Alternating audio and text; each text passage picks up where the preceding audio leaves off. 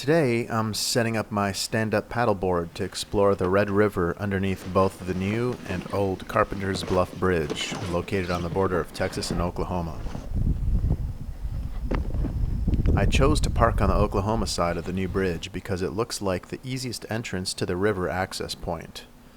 Since my van has very low ground clearance, I have to park about 50 yards away from the river because of a rocky section of trail and a deep sandy hill near the riverbank, which would surely leave me stuck.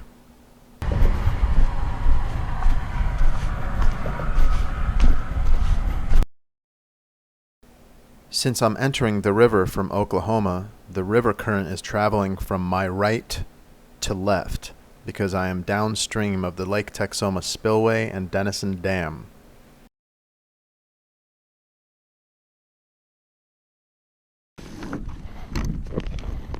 The winds were coming in from the southeast, up to 15 miles per hour, and I decided that I would begin this journey paddling upstream to feel out the currents, if any, in the river. For the most part, the water was calm and very easy to paddle through. I noticed lots of large fish underneath me as I paddled upstream. Some maybe 2 to 3 feet in length would remain in place as I crept up over them, and they would dart off into deeper waters. I approached a narrow point in the river where the current seemed to pick up in speed, so I made an attempt to paddle through it. I was unsuccessful because the currents were too strong and the water wasn't deep enough for me to get a full paddle stroke in to drive me forward. At this point, I chose to step off the board and walk the shore upstream about 30 feet and drop back into the calm waters.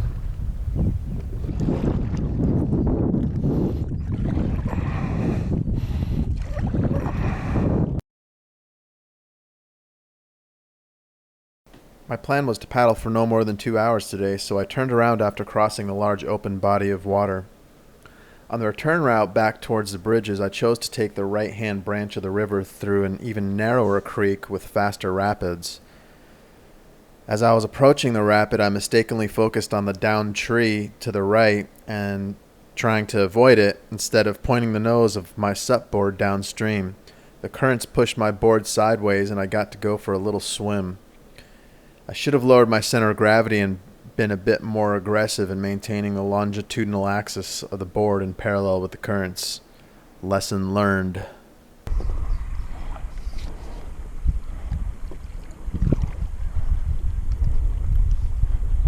Look at these fish right here. See them? Big boys.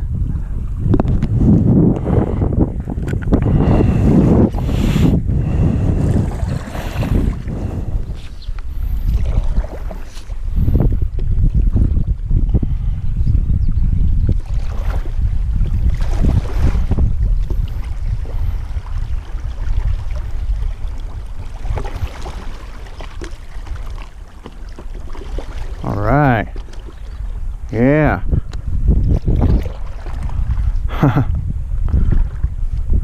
That was a lot easier than I thought.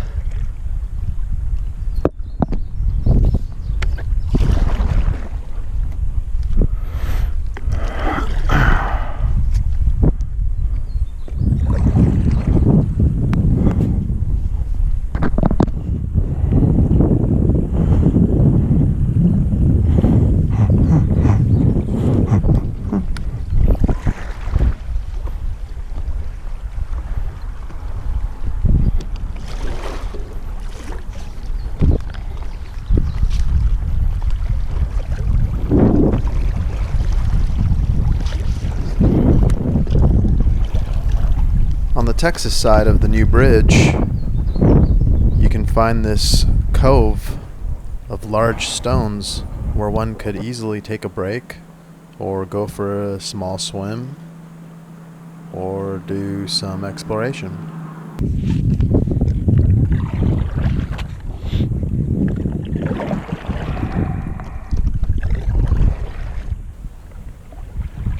At this point, I chose to travel towards the old Carpenters Bluff Bridge.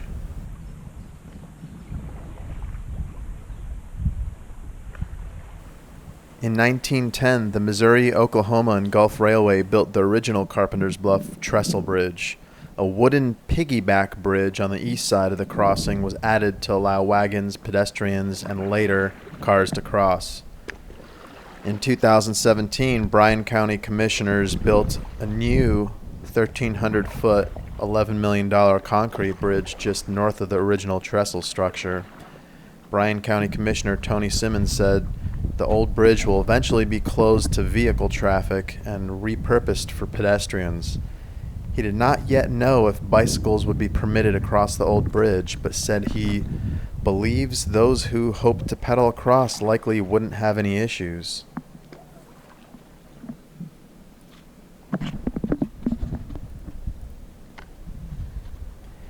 In its current state, as of June 29, 2018, there are several large concrete barriers on each end of the bridge, disallowing cars from crossing. However, a gap between the barriers allows enough space for pedestrians, bicycles, and motorcycles to pass.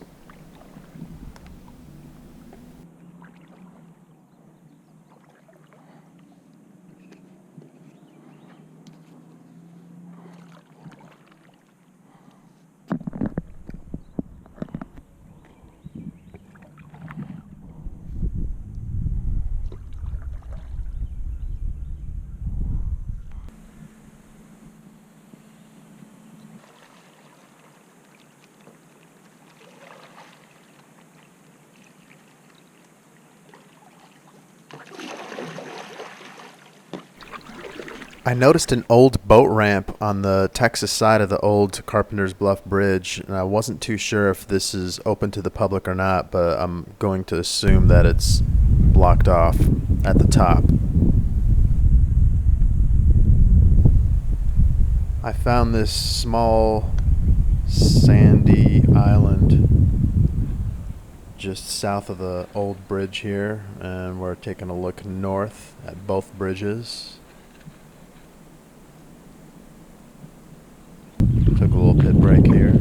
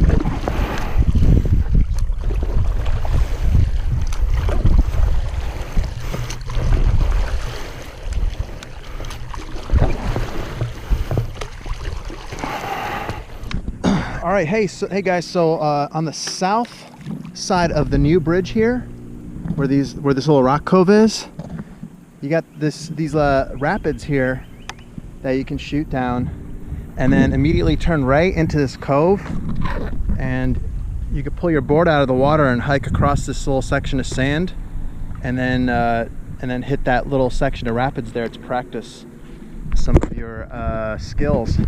Found it to be pretty cool for future reference. So basically over here you just got to walk across a little bit of sand here, maybe about 30 or 40 yards of sand and some light rocks. I just did it barefoot and it was fine, and that'll put you right at the top of the rapids here, and then you could shoot right down. Here's the top part of the there's the entrance into the rapids here. So you just got to hike a little section here and drop her back in.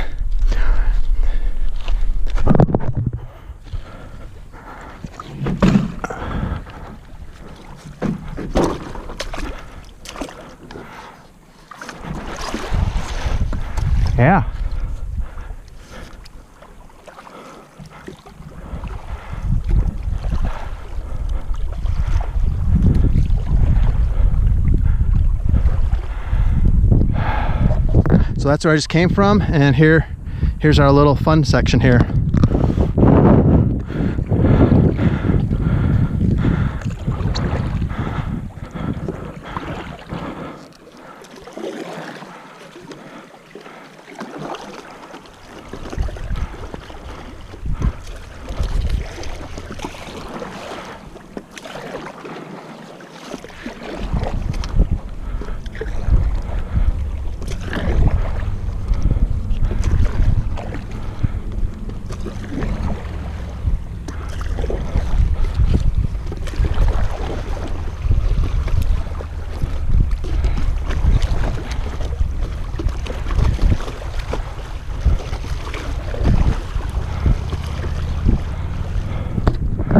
That's it. That was fun. For future reference, if anyone wants to come out here and do it, there you go. I completed approximately 2 hours and 5 miles of paddleboarding today. I believe the waters are clean and safe for paddleboarding and even swimming, as the schools of fish were thriving in the waters, and a family pulled up as I was leaving to go for a swim on the beach. It's a shame that the city of Dallas and surrounding cities don't take better care of their lakes and streams. Luckily, I only live an hour away from the Red River.